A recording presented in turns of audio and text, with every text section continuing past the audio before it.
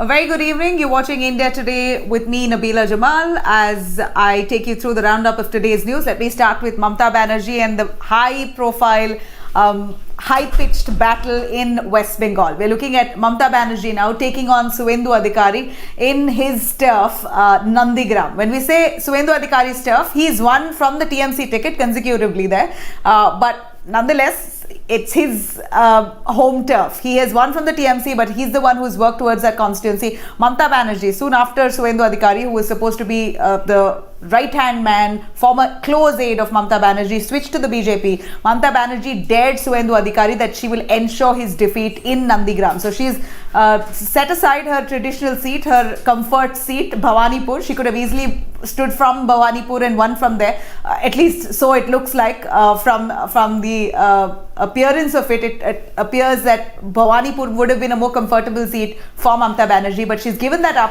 She's not contesting two seats. She's focusing only on Nandigram, and her complete focus here, it appears, is to defeat Suvendu Adhikari, because it came as a big blow to the TMC when Mamata Banerjee's right-hand man Suvendu Adhikari quit from the TMC and jumped ships. He claimed several things, including dynasty politics, and says that Mamata was promoting her so busy promoting her nephew that she sidelined many within the party. But nonetheless, Mamata Banerjee took on the stage for the first time. She visited Nandigram today, and she was quite charged. Quite a spirited speech that she gave. The first card that she pulled out was the Hindutva card. She slammed the BJP, saying the BJP has no right to measure her Hindutva, because she is a Hindu girl and she knows to be Hindu much more than a BJP person could ever be. She says, she asked the BJP, can they be as Hindu as she is? And while she said that, she chanted for at least 10 minutes. She chanted the Chandi part and also chanted many verses from Lord Shiva's mantra.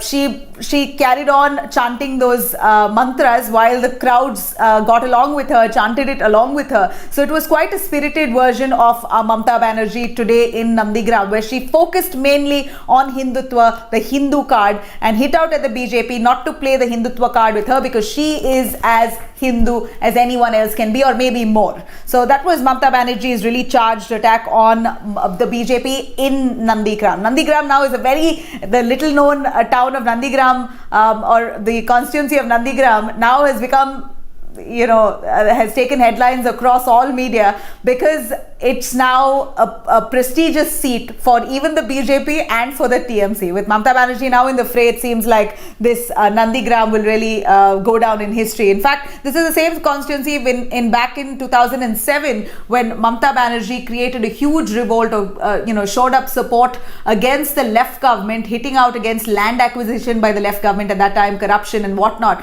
And she came with a resounding victory, and Nandigram seat really helped the TMC come alive in West Bengal. So this is again, after a decade, significant once again, with Mamata Banerjee now deciding to stand from that same seat. But here, this time around, not for a revolution or a protest, but challenge against Suvendu Adhikari, or challenge to the BJP that she will ensure his defeat. Now there are multiple options here, if at all.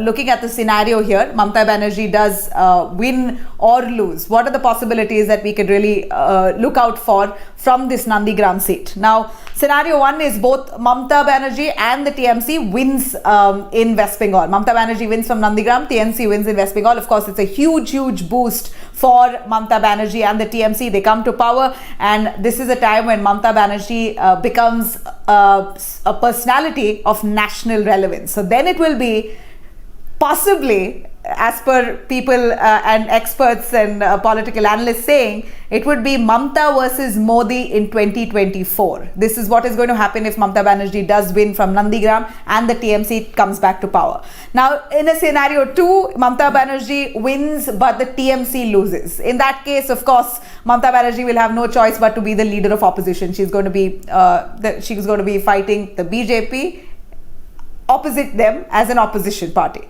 And then you have scenario three, if in case Mamata Banerjee loses and the TMC wins. Well, of course, it's a personal blow to Mamata Banerjee. It's going to be a huge setback for her, considering she took on this challenge against Suvendu Adhikari. So it'll be a blow to her, but nonetheless, TMC always has an option to elect her back as the Chief Minister again, but she will have to go contest polls yet again within 6 months' time, win an assembly constituency. And then there's a scenario 4. What if both Mamata and TMC loses? Of course, it's a big blow to the TMC and Mamata undoubtedly, and a big boost to Suvendu Adhikari. For all you know, he might just be the BJP's chief ministerial face or the chief ministerial push for West Bengal. It's a big boost for the BJP itself for them to be coming to power in West Bengal.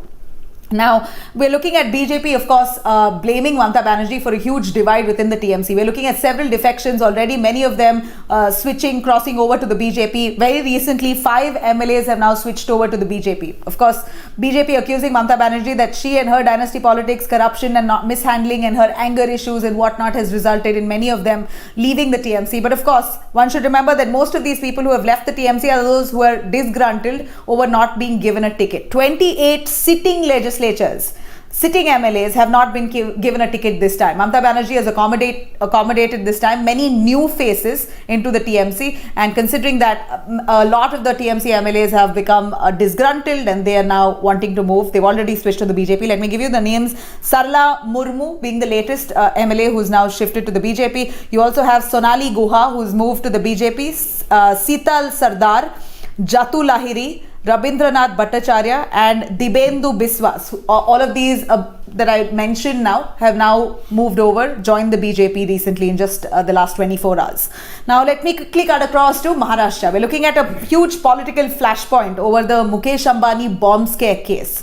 Now remember that car that was laden with explosives that was parked right outside Mukesh Ambani's residence in Mumbai. Of course, now as the investigations thicken into this case, we're looking at this owner of that Scorpio car, Hiren Mansukh, found dead in a creek in Mumbai, and then right after the body was recovered of Hiren, who is supposedly the owner of that car, the family members of Hiren calls it foul play. While the Mumbai police called this suicide, the family members of Hiren says this is murder and conspiracy, and all attempts were made to cover up this case, and therefore the BJP has now stepped up and hit out at the Maharashtra government, particularly the Shiv Sena, saying that it seems like there's something fishy and there could be an encounter cop who could be behind this conspiracy. Devendra Fadnavis asked for this encounter specialist cop to be arrested, Mr. Vaz. He says that this man must be arrested because he could be behind this entire conspiracy. And here is Devendra Fadnavis, who says, speaking at the State Assembly, claiming that there is direct role of this cop in this entire case, saying that the family members of Hiren Mansukh said that Hiren Mansukh had given his car away to this cop 4 months earlier. And it appears that the cop had this car. It was not Hiren Mansukh. And over the last few weeks, ever since this situation took place where the car was found laden with explosives, Hiren Mansukh was under a lot of pressure, and he was being blackmailed, he was being threatened and whatnot, and eventually he was killed. This is what the family members of Hiren Mansukh says. Well, the police department says, Mumbai police says that Hiren committed suicide. So BJP now says that there's something fishy. There could be involvement of this top encounter specialist, the top cop, Mumbai cop, in this entire case, and demands for this cop to be arrested. Of course, pointing fingers at the Shiv Sena and whatnot. BJP is now hitting out at the government of Maharashtra for this bomb scare. And you have Uddhav Thackeray on the other hand, who says that ever since the NIA took over this investigation, as well as the anti-terror squad, it seems like there's something fishy. There seems to be some deliberate attempts to malign the Mumbai police department and the top cop and the Shiv Sena, of course. Now, of course, here we're looking at the investigation that's still underway with the NIA now stepping in. All investigation has now begun once again. Now, let me cut across to what's happening in Uttarakhand. We're looking at Trivendra Singh Rawat, Uttarakhand Chief Minister, the BJP Chief Minister, who's resigned today. At 4 p.m, he gave out his resignation to the governor, and he said that whoever's going to come next is surely going to carry forward the progress of Uttarakhand, and because there's so much discontent over his leadership in Uttarakhand, he therefore gives up his position. So here Trivendra Singh Rawat resigns, and it seems like it was much well known to the BJP top brass. We are looking at Trivendra Singh Rawat, who's also held a meeting with JP Nadda, Amit Shah, and there was a lot of discussion over this, because we understand that several MLAs and MPs were dead opposed to the functioning of Trivendra Singh Rawat. In fact, there were a lot of complaints that went to the BJP top brass about how Trivendra Singh Rawat wasn't planning the Kumbh Mela as per expectation, and it was all over the place. It was haywire, and the BJP is all set to project the Kumbh Mela as the biggest poll plank ahead of Uttarakhand Assembly elections. And since Trivendra Singh Rawat has not done it well, and he's not carried out the administration of it, or rather the entire strategy of how they're going to carry out the Kumbh Mela and how, planning and layout of it, well, it seems like there's a lot of backlash he received, and eventually he's now resigned. So he says that no grouse, he's resigned as per the party's knowledge, and since people are not happy within the party over his leadership, he therefore stepped down. Of course, the BJP also tried to do damage control and already dispatched former Chhattisgarh Chief Minister Raman Singh and National General Secretary Dushyant Gautam to assess the situation, and eventually the resignation was given out. So BJP is now looking for a replacement in time to come. Now let's quickly go over to Asaduddin Owaisi. He's going to be contesting Tamil Nadu polls. Well, Asaduddin Owaisi is trying to spread his political wings far and wide after his victory. When we say victory, he's got significant amount of seats in Bihar, almost a vote cutter party that he was called, eventually leading to the Mahagathbandhan, RJD, Congress and Alliance partners to lose out because a large share of the Muslim votes went to AIADMK, and that wasn't an ally in the Mahagathbandhan. So it appears that Asaduddin Owaisi is now mighty confident. He is now contesting in Tamil Nadu, and guess who is going to be allying with? Here, Asaduddin Owaisi's AIADMK will be in alliance with AMMK, which is TTV Dinakaran, Sasikala's nephew's party. So it's going to be very interesting to see how this pans out, and will this further eat into the votes, because there's a lot of strategy to this. If at all AIADMK stands, and if they are contesting in Tamil Nadu and there are people who are voting for AIADMK, DMK likely, who has a large share of Muslim votes in Tamil Nadu that they get, DMK will lose out. So it will definitely dent the prospects of the DMK and the Congress alliance in Tamil Nadu. In the meanwhile, we're looking at Kamal Haasan on the other hand. The DMK is, Kamal Haasan has accused the DMK of copying his ideas in the party's vision document. So Kamal Haasan has hit out at the DMK, calling them copycats, saying that they've verbatim copied whatever the party, MNM party of Kamal Haasan has planned out in its poll vision.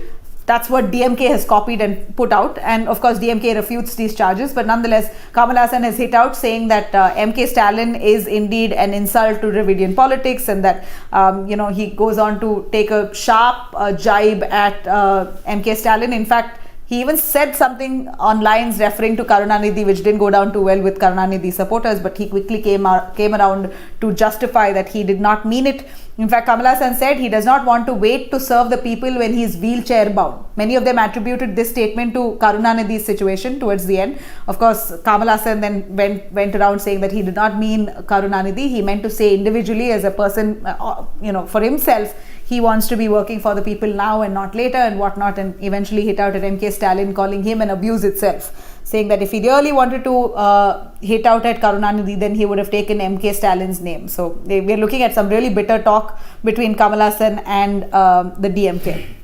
Like quickly going across to a big blow here to AIADMK and the BJP alliance in Tamil Nadu. We're looking at actor Captain Vijayakanth's DMDK party has now pulled off the alliance alliance with AIADMK and the BJP, and now it appears that they might just be individually contesting, but it also remains to be seen if they're going to be joining hands with the DMK and the Congress.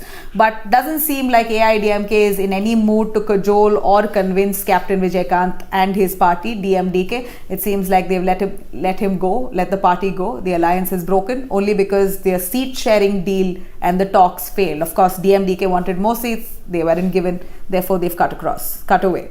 Now, Tamil Nadu, remember, is going into polls in one phase on the 6th of April.